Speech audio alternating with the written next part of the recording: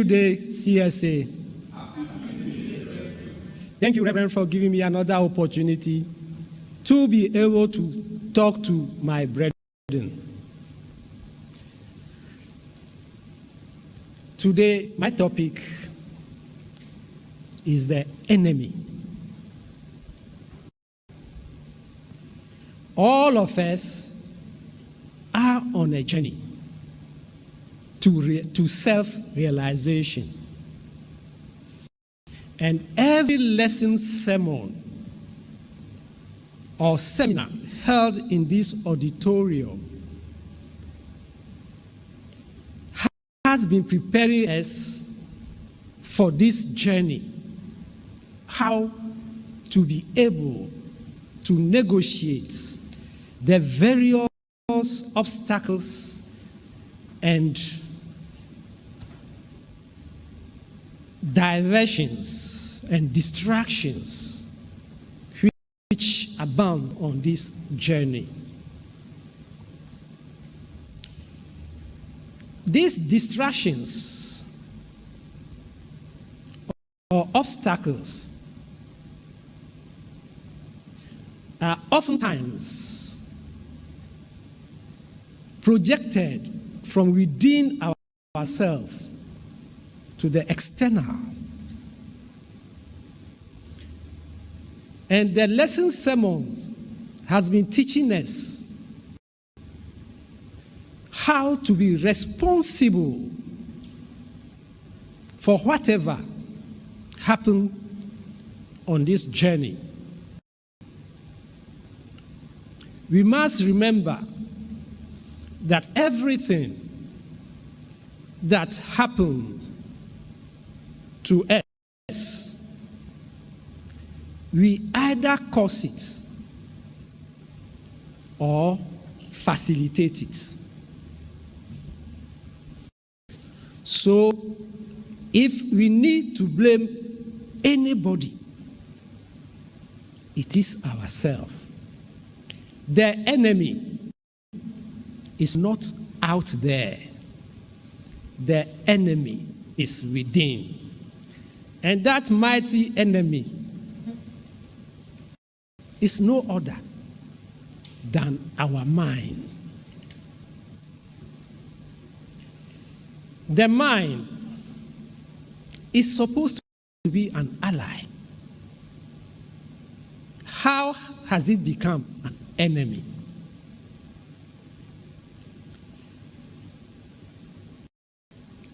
I want to make it very simple because the topic on the mind is a very complex one. I'll make it as simple as possible so that all of us can understand what the mind is and its position and its mandate. The soul can only communicate or reach out to the outside world on this planet Earth through the mind and the physical body. But between the mind and the physical, between the soul and the physical body is the mind. The mind is supposed to be a chief servant, the general, the tactician. It has the ability to think, to perceive, analyze, and take action.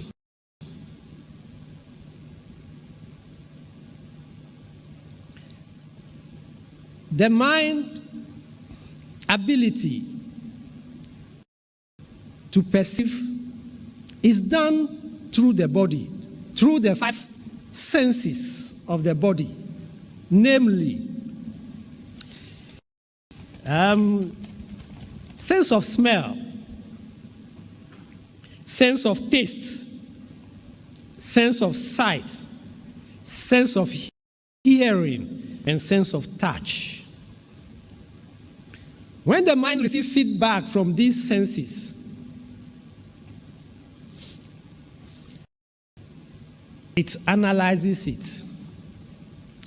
Let us not forget that it's not only through the senses that the mind gets its information. It gets it also from within, from the soul, and from its own reservoir. So when this feedback from the outer world through the senses, the organ of senses, goes into the mind, it is influenced or colored by past impressions which are already in the mind. These past impressions were crystallized into our habits, our character. So when we get the impressions, these impressions from outside are influenced. So the man take decision and take action. It takes action through another 5 organs of motion. So in all, the mind take action through 5 organs of senses and 5 organs of motions. These organs of motions are speech, motions, that's the movement of our legs, right? Excretion or elimination, generation or reproduction, and manual skills. These are the 5 organs of motion that the mind makes use of after critical analysis of the feedback it gets from the 5 organs. You ask, why is the soul not taking action? The mind, through its association with the senses, is always looking outward instead of looking inward for direction. Eventually, the will of the soul, which is one of its attributes, become covered by the actions of the soul, by the action of the mind.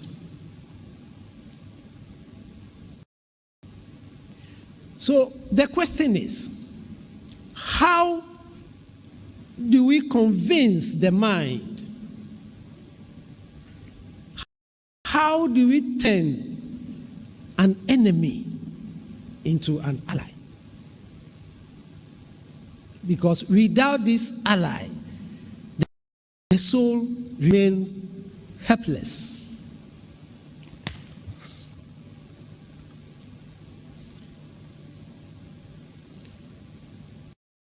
Let us look at the various remedies that we can use to realign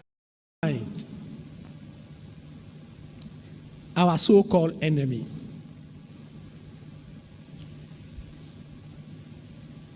The soul has an attribute given to it by God. That is the free will.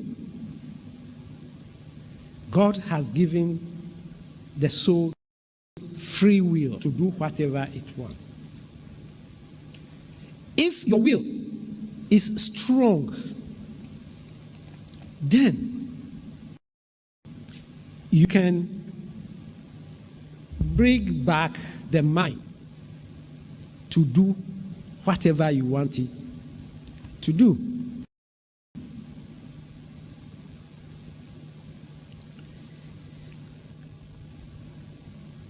Most of us have weak will. We cannot direct our mind.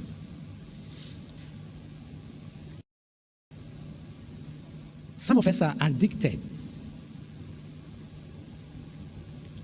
because the mind always is turning towards pleasure and other desires. It's always turning away from pain. And it's always turning towards pleasure. And some of these pleasures hook us in a way that our mental clarity is affected. Our physical health is affected. Our emotional stability is affected.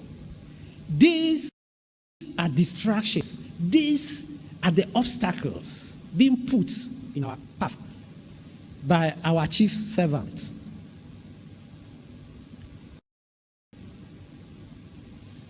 Looking at all the remedies that we can employ, I've come to only one conclusion. There are only two ways. The simplest ways, two. One is meditation. The other is mindfulness. For meditation, we've taught meditation is one of the basic things that we teach here. So I will not talk to you today about how to meditate. I think I've done that somewhere earlier this month. And we do meditation here every day. But let us look at what meditation can do to us. What can we benefit from meditation? From meditation, we can have clarity of mind, detachment. To be detached is a bit different from attachment. To be detached, it is remain aloof to both pleasure and pain. So that when the mind is directing you to pleasure, to pleasure that is hooking you, that is making you to do things that will hurt your body. When you are detached, you will not be influenced by that pleasure. The same way goes to aversion or pain. Then we have calmness, which we gain when we meditate. We have greater awareness of ourselves and our instincts, our intuitions become more alive. When you are meditating, these are some of the benefits that you cultivate. It makes you to cultivate devotion and dissolve that feeling of hopelessness, and helplessness, and the limitedness. When you feel limited, confined into a body like this, where you see yourself as a unit which is separated from the whole. Meditation breaks that limit, and you see yourself as a whole.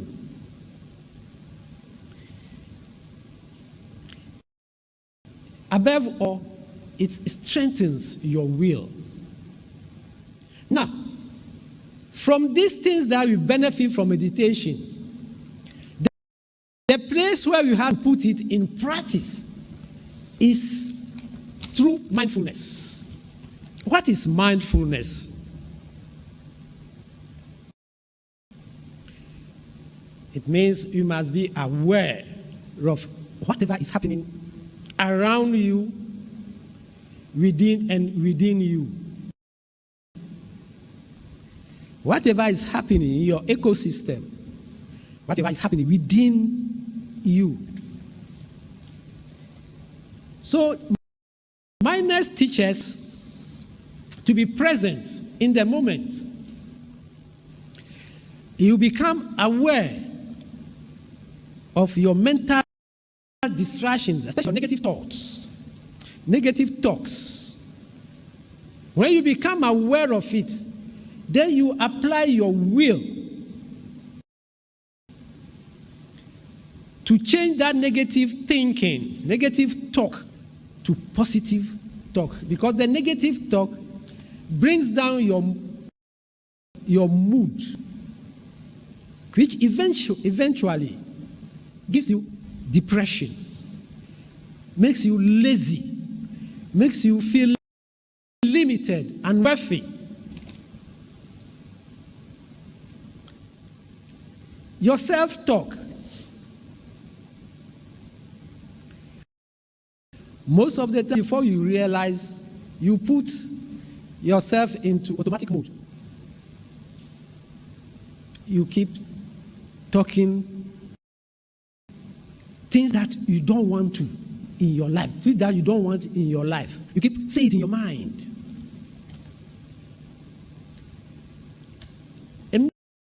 Immediately, you start saying, I don't want this. The mind takes it that is what you want because you have mentioned the thing. So you change whatever thing you have mentioned that you don't want. I don't want to be a failure. Once you mention failure, you become a failure because you attract failure. You keep mentioning failure. Why don't you say that I want to be successful?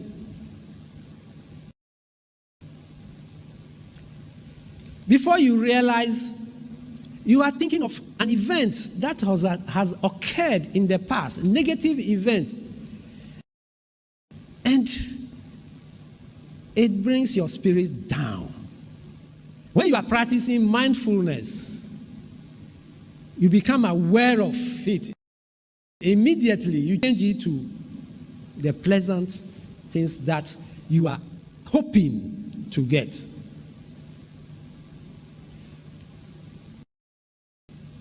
If you are practicing mindfulness, the loop of thinking, negative thoughts that the mind brings around, that keeps you constantly worrying about the future, you will become aware of it and break it there because the past is gone. The future is yet to come. But if you want to get a better future, it is what you do today, what you think today.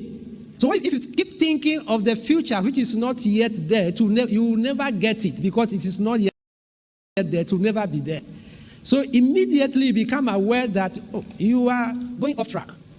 So come back to the present and affirm whatever you are affirming for the future now.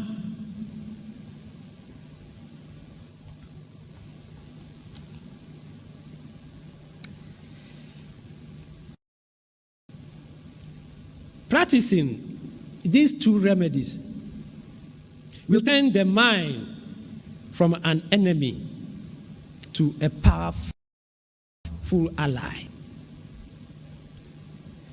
One will experience lower level of stress,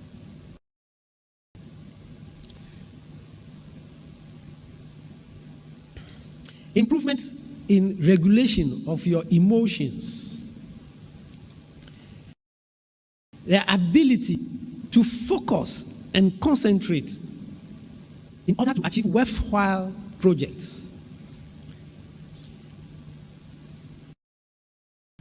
Practicing these two remedies increase self-awareness, good physical health, improve relationship, and strong will. When all these things are improved in your life, obstacles, distractions, and interferences can be controlled easily by your will. And then when your will is strong, you will be able to influence the mind, the chief servant. When you are able to influence the chief servant, and with good meditation,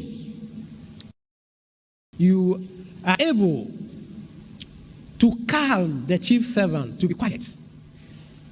The soul's attributes rise up. And the mind, the chief servant, gets instructions that will make your journey to self-realization a quick one, a pleasant one. So, brothers and sisters, once again, I have equipped you with tools. Let us practice them. Until we practice whatever we were taught here, then our waking up every day, every Sunday, to come here is useless. The lesson sermons in this hall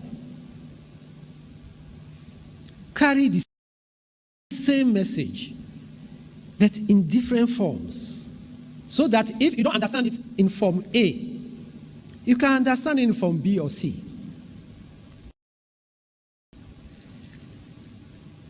Let us go back when we get home to go through all these lessons, sermons that we've heard, either on Facebook, YouTube, or on our platform, so that together we quicken the pace to our goal, self-realization. God be with you till I talk to you the next time. Amen.